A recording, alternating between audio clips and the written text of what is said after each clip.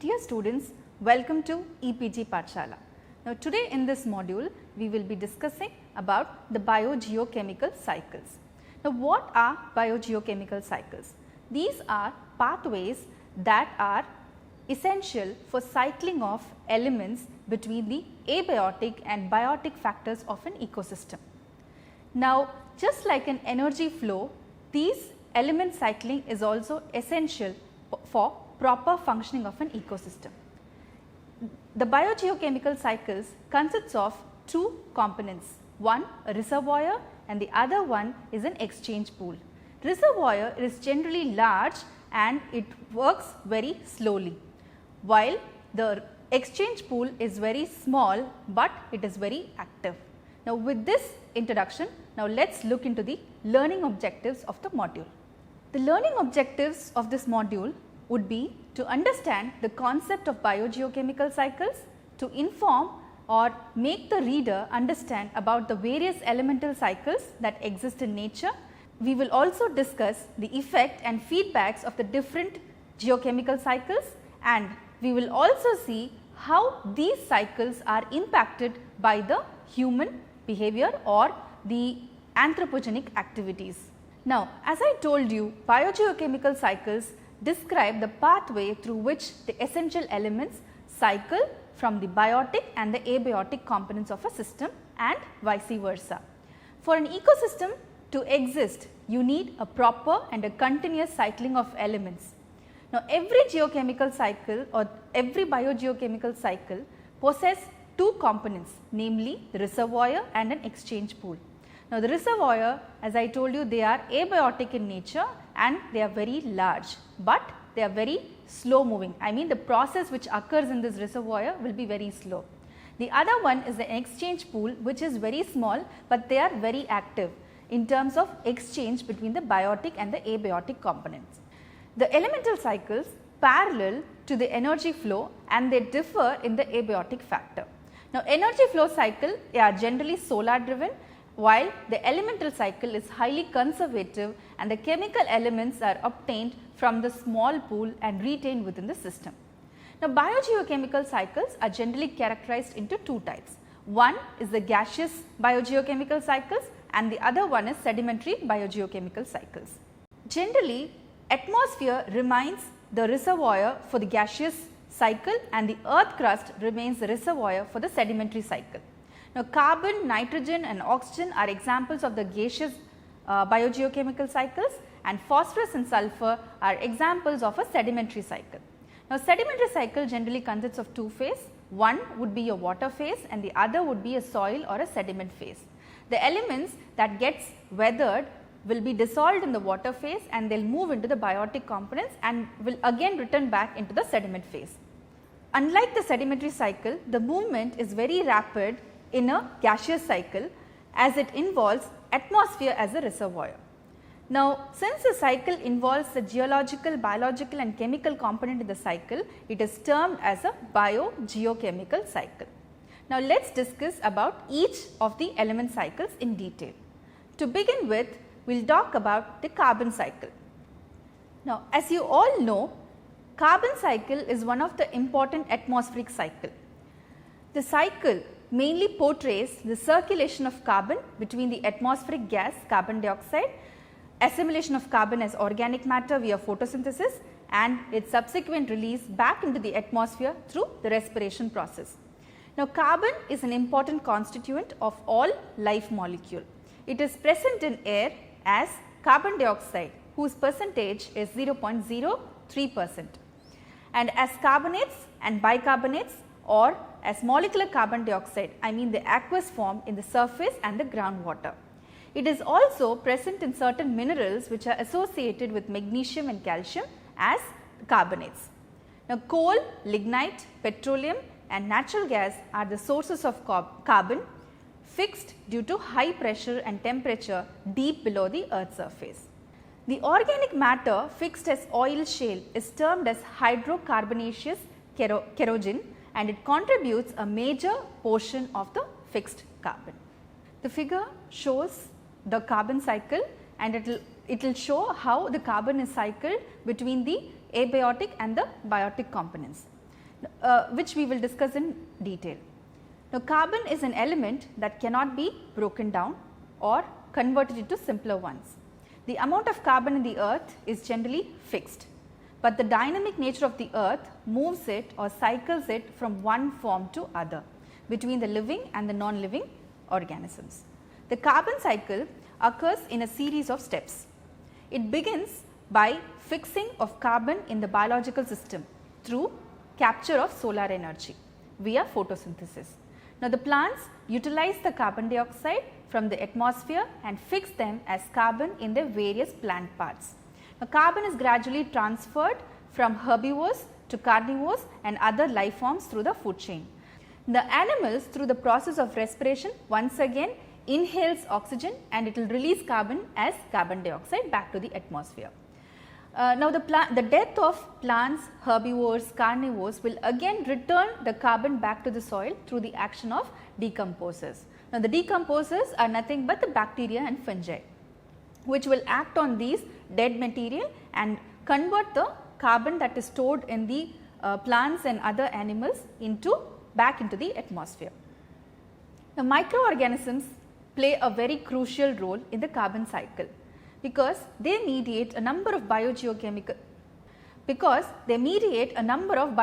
reactions. They degrade the fixed organic carbon and later transform them through various biochemical reactions into fossil fuels such as coal, lignite, peat and petroleum. Majority of organic contaminants like the xenobiotics are generally degraded by microorganisms and they are released as carbon back to the soil. Now, carbon circulates with the ocean too, where the photosynthetic algae fixes the carbon dioxide and they produce biomass. The carbon dioxide gas from the atmosphere dissolves in the water to form a weak carbonic acid. Now, this further dissociates into hydrogen ion and bicarbonate ions.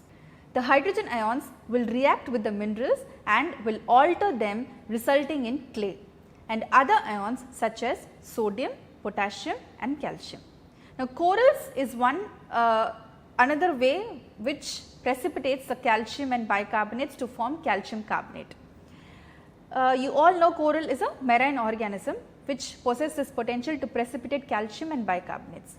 Now, calcium carbonate is stored in the sediments in the ocean floor as a reserve where the sediments are further metamorphosized in deep subduction zones and orogenic belts.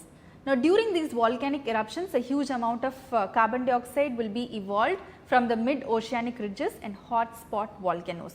The metamorphosized calcium carbonate is a source of carbon dioxide that is released from the ocean.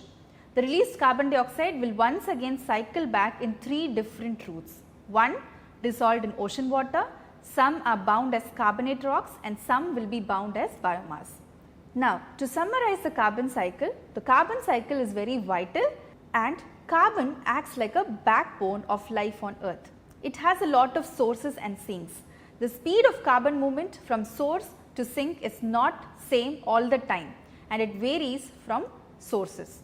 Carbon cycle is altered through various anthropogenic activities which leads to a great level of impact at the global level. Now, the impact caused by these anthropogenic activities are discussed in detail below. The impacts caused by the anthropogenic activities are: 1. When you burn the fossil fuels, they release a huge amount of carbon dioxide. Now, the trees that sequester carbon dioxide during photosynthesis, when you cut these trees as a part of deforestation, then the level of carbon dioxide automatically increases and it alters the CO2 level in the atmosphere. Thus, these man-made activities causes increase in temperature of the earth due to the greenhouse effect. The global warming results in the destruction of the earth due to sea level rise, floods, drought, increased temperature and the changing weather pattern. Now, let us discuss about the oxygen cycle. Just like carbon, oxygen is also an important element that plays a vital role in the environment. It is a highly reactive gas which turns to a bluish liquid at -183 degrees Celsius. Now, it circulates between the atmosphere and bound forms of oxygen, which is chemically or biologically bound, example water, carbon dioxide, carbon monoxide, sulfur dioxide, nitrogen dioxide, organic matter and minerals. Now, the atmosphere is a huge reservoir of this free oxygen containing almost 21% of oxygen.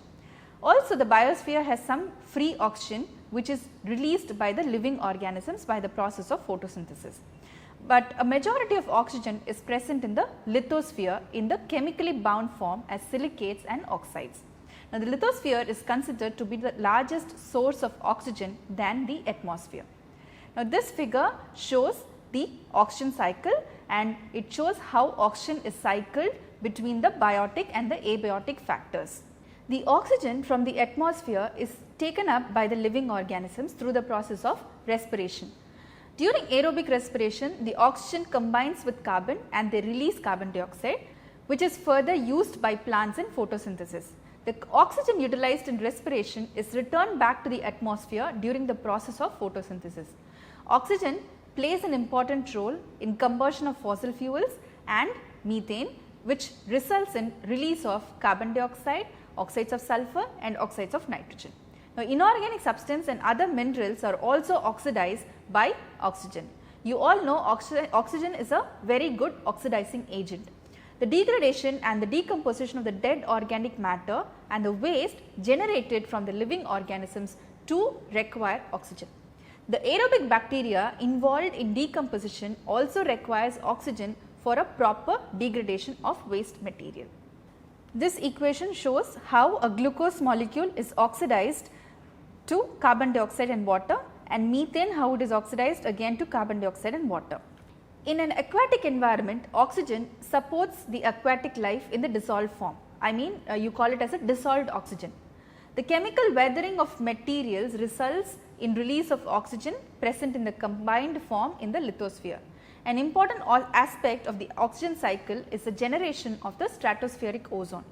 In this, the oxygen is broken down by UV radiations into free oxygen radical, which again combines with oxygen to form ozone in the stratosphere. Now, the stratospheric ozone protects the earth from harmful UV radiations by absorbing them. The oxygen cycle, as such, if you see, they are strongly tied with other biogeochemical cycles and they greatly influence the other cycles. Similar to other cycles, the oxygen cycle is also affected by the human activities. Now, what are they? One, increased burning of fossil fuel will result in decreased oxygen and it will also increase the emissions of carbon dioxide. Thereby, it will alter both the carbon as well as the oxygen cycle. Now, let us discuss about the nitrogen cycle. Just like carbon and oxygen, nitrogen is again the gaseous biogeochemical cycle. It is one important and it is most important and crucial biogeochemical cycle of the environment. Now, nitrogen is a key element in the living organism and is a major constituent of the organic molecule such as the amino acids, proteins, chlorophyll and nucleic acids. They are available in huge amount in the atmosphere. Almost 78% of air is composed of the molecular nitrogen. Although atmosphere contains 78% of molecular nitrogen, they are not directly available to the living beings due to their inertness and the non-reactive nature of the molecular nitrogen, because they have a triple bond between the nitrogen atoms. Though the molecular nitrogen gas is largely available in the atmosphere, it remains inaccessible to the living organisms, which I told you already. Only when the molecular nitrogen gas is converted into ammonia, it becomes accessible. So, soil and oceans, only when the molecular nitrogen gas is converted into ammonia, it becomes accessible. With respect to the nitrogen cycle, soil and oceans are the second major reservoir of nitrogen next to the atmosphere. Now, the biosphere constitutes just a minimum quantity of nitrogen. Almost 1 million times lesser nitrogen is present in the biosphere when compared to the atmosphere. Now, the nitrogen exists in both organic and inorganic forms and in different oxidation states like ammonia, nitrate, nitrite and so on. The nitrogen is highly interchangeable compound and hence it is very unstable. They undergo frequent transformations from one oxidation state to another according to the requirement or use of the organisms.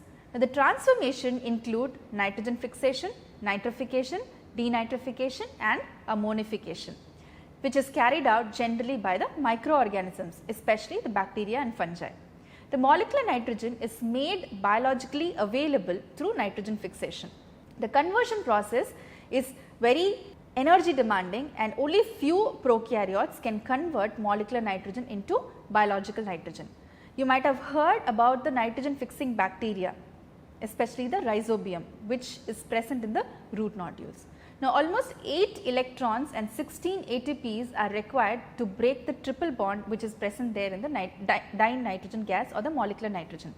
Now, this can be done by lightning. Lightning can break this triple bond, and certain industrial process can also break the triple bond.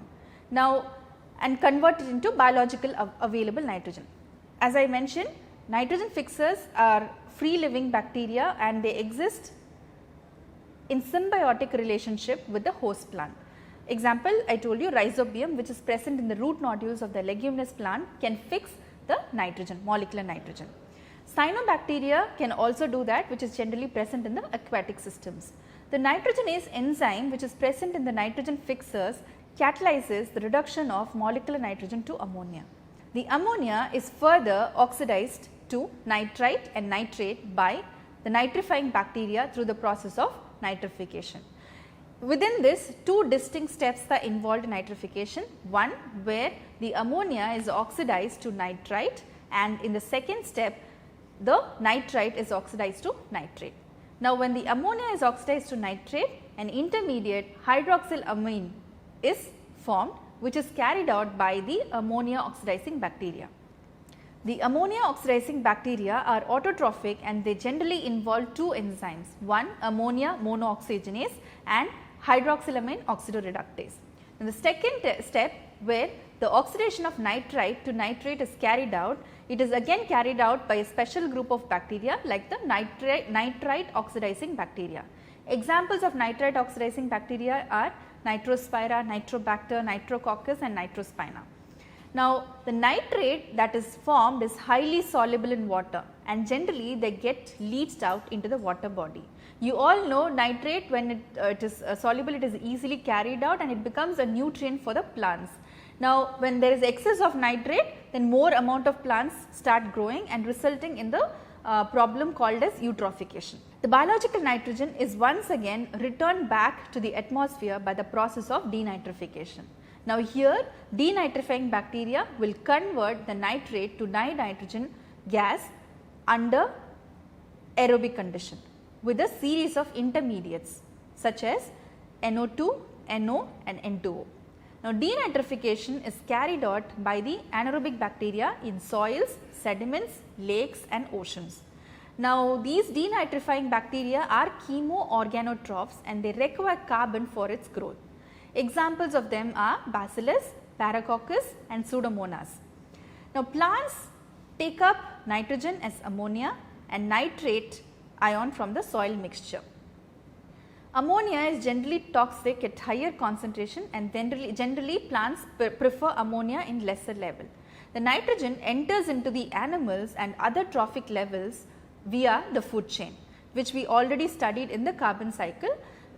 Similarly, when the plants fix the nitrogen, from plants it is transferred to herbivores when they consume the plants, and from herbivores it is transferred to the carnivores when the carnivores consume the herbivores.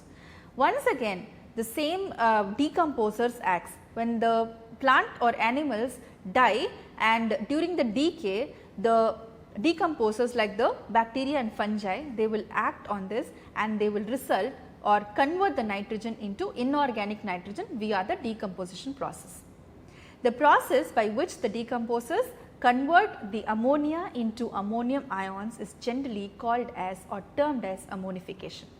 Bacteria, actinomycetes and fungi generally play a role as decomposers, which we have already discussed. The ammonia is then available for plants and other microorganisms for their growth. So, whatever we discussed in the nitrogen cycle, it is clearly shown in this figure, where you can see the different process, how the nitrogen is being, the molecular nitrogen is being fixed by the certain nitrogen fixers like rhizobium, lightning and other industrial process, and how it is fixed. then how ammonia is oxidized to nitrite and nitrate, and by the process of denitrification how nitrite is converted back to molecular nitrogen with the formation of intermediates. So, here again it is clear how the gaseous nitrogen exchanges itself between the abiotic and the biotic component of an ecosystem. Now, let us discuss how the anthropogenic activities disturb the nitrogen cycle. 1. The N2O, which is produced as an intermediate during the denitrification process, is a greenhouse gas. They possess a great global warming potential when compared to methane and carbon dioxide. The N2O warms the atmosphere and it generally leads to depletion of the stratospheric ozone.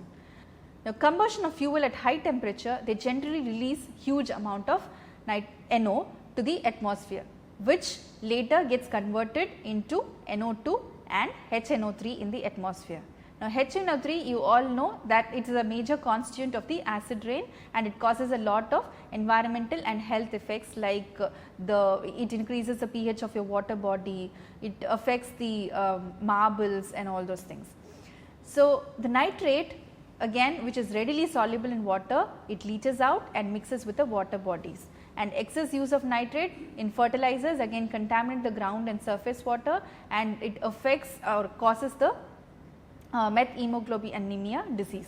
Also, it leads to eutrophication in the water bodies.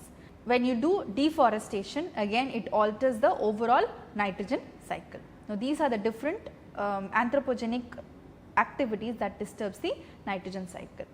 Now, let us discuss about the sedimentary cycles. The phosphorus is an example of a sedimentary cycle.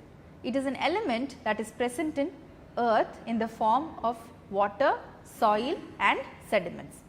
They are not present in the atmosphere and hence lacks an atmosphere component in the cycle, making the cycle endogenic.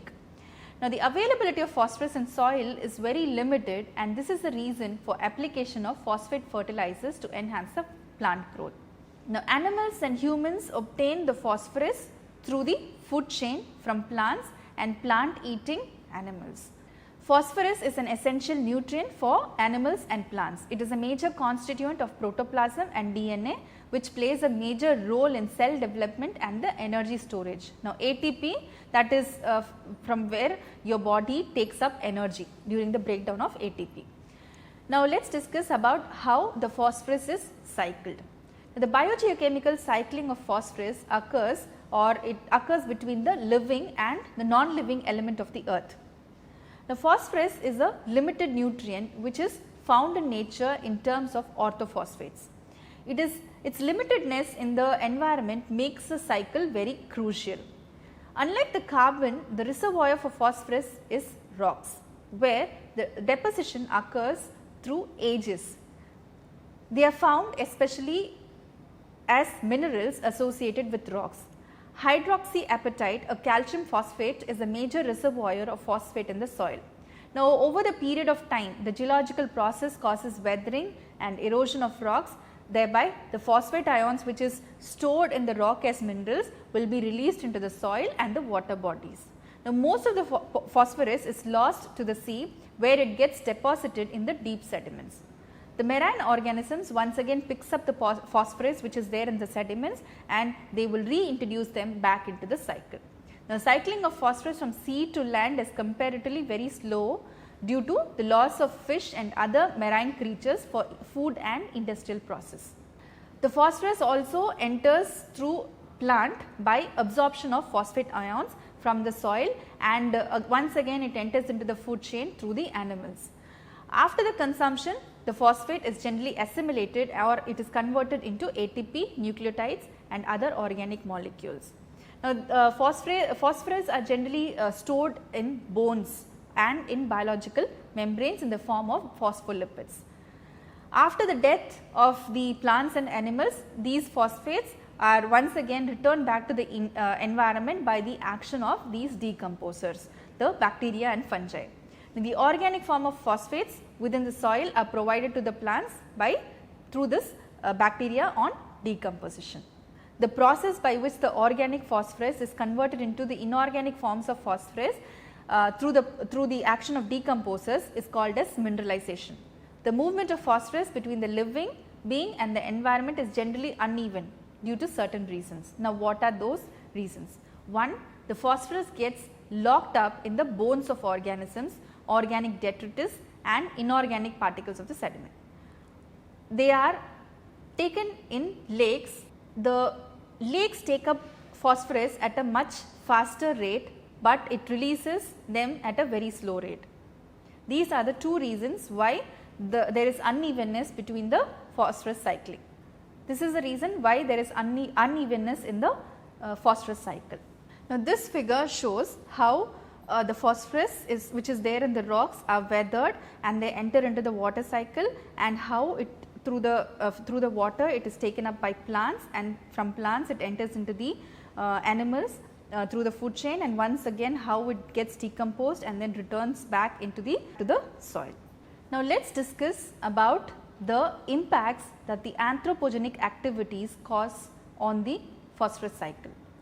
The cycling of phosphorus is very slow and they are retained in certain segments, but the human interference bring about changes in the cycle.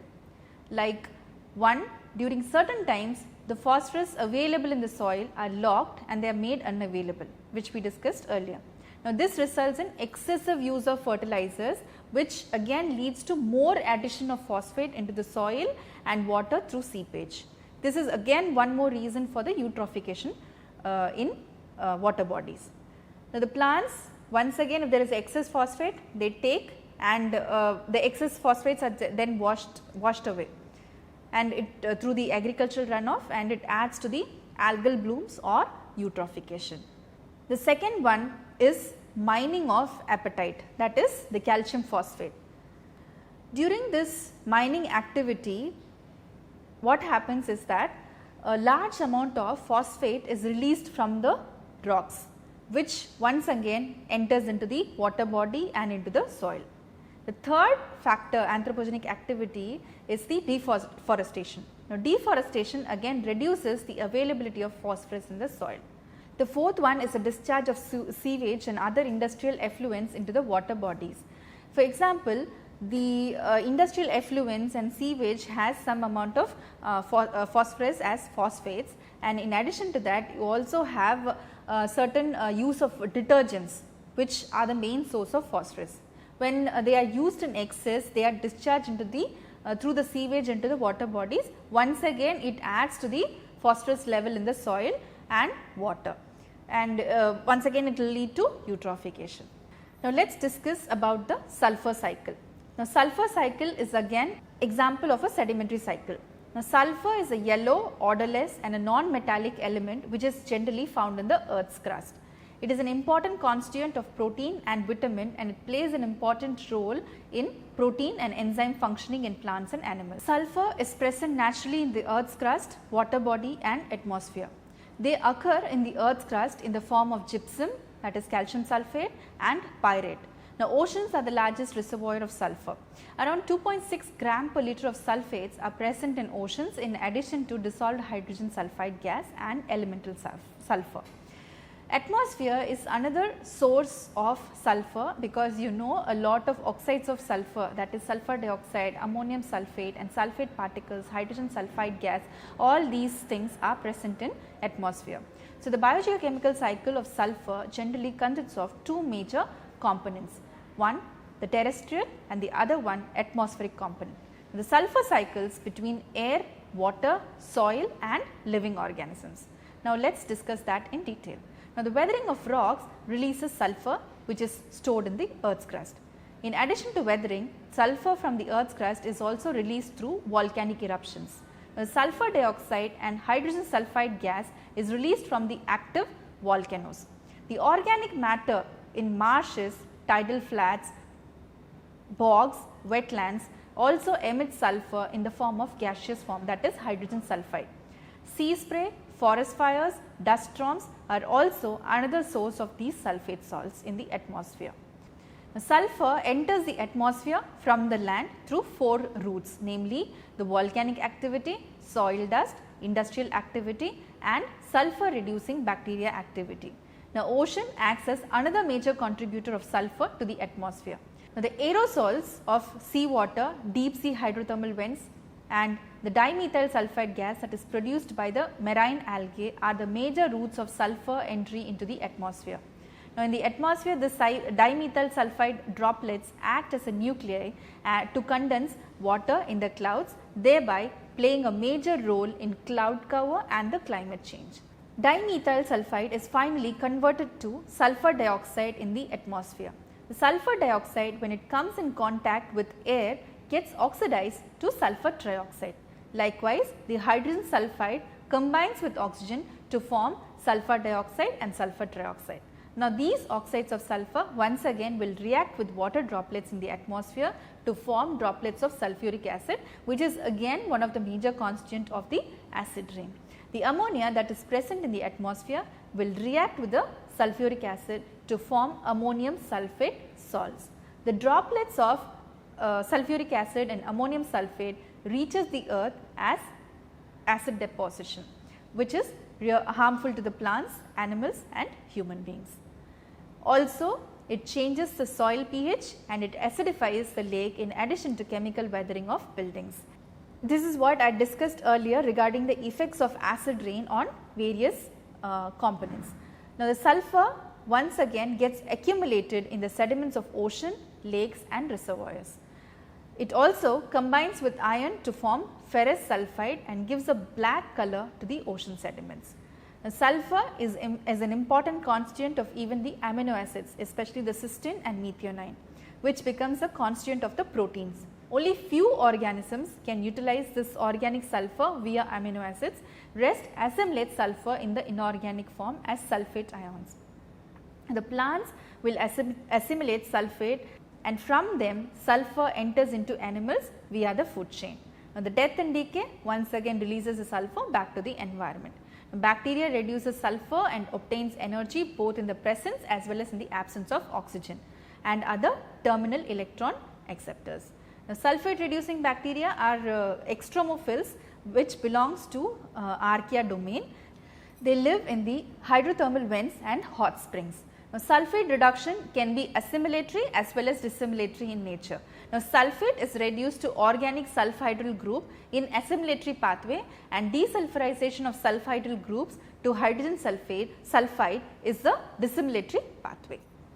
Now, the desulfuromonas is an example of a sulfate reducing bacteria that will reduce sulfur to hydrogen sulfide. Now, a special group of bacteria, the photosynthetic green and the purple sulfur bacteria and some chemolithotrophs oxidize the hydrogen sulfide to produce elemental sulfur. Now, let us look into the various impacts that are created by the anthropogenic activities on the sulfur cycle. Similar to all other biogeochemical cycles, the sulfur cycle is also altered by the human activities. One, through the burning of fossil fuels releases a lot of oxides of sulfur. 2, by refining petroleum products, it adds sulfur to the atmosphere. Purification of sulfur containing metallic ores also releases sulfur dioxide to the atmosphere. These are the 3 routes or ways by which human activities disturb the sulfur cycle. To summarize, at the end of this module, we have discussed about the importance of biogeochemical cycles in the earth.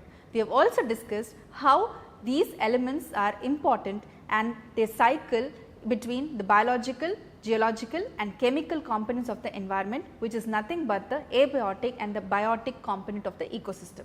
Then we have looked into various cycles, the gaseous cycle, which is the carbon, oxygen and nitrogen cycle. Then we have also discussed about the sedimentary cycles, both phosphorus and sulfur.